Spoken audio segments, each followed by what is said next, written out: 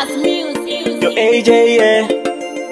Iwe Toniki. Quartz Music. My name is Cluvy.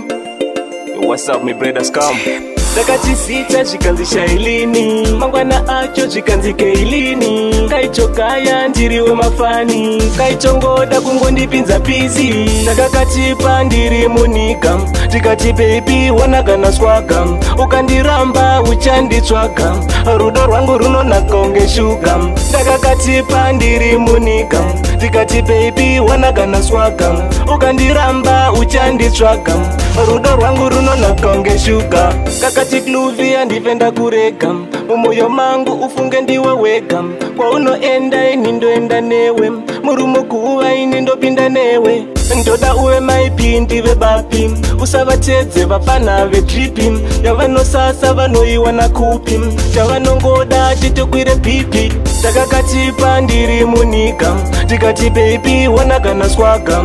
Ukandiramba uchanditswaga, rudo rwangu runonaka unge shuga. Takakatipa ndiri munika, tikati baby wanagana swaga. Ukandiramba uchanditswaga, rudo rwangu runonaka unge shuga.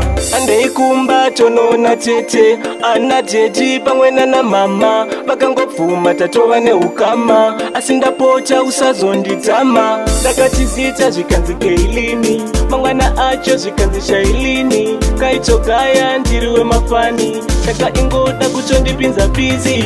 Takakatipa ndiri munika, tikati baby wanagana swaga. Ukandiramba uchanditswaga, rudo rwangu runonaka unge shuga. Takakatipa ndiri munika, tikati baby wanagana swaga. Ukandiramba uchanditswaga, rudo rwangu runonaka unge shuga. Kakati Cluvy andipenda kureka, mumoyo mangu ufunge ndiwe weka. Kwa unoenda ini ndoenda newe, murumu kuwa ini ndopinda newe. Ndoda uwe maipi ndiwe bapi, usavatedze vapana vedripi. Yavano sasa vanoiwa na kupi, chavanongoda chitokwire pipi. Takakatipa ndiri munika, tikati baby wanagana swaga. Ukandiramba uchanditswaga, rudo rwangu runonaka unge shuga. Takakatipa ndiri munika, tikati baby wanagana swaga. Ukandiramba uchanditswaga, rudo rwangu runonaka unge shuga.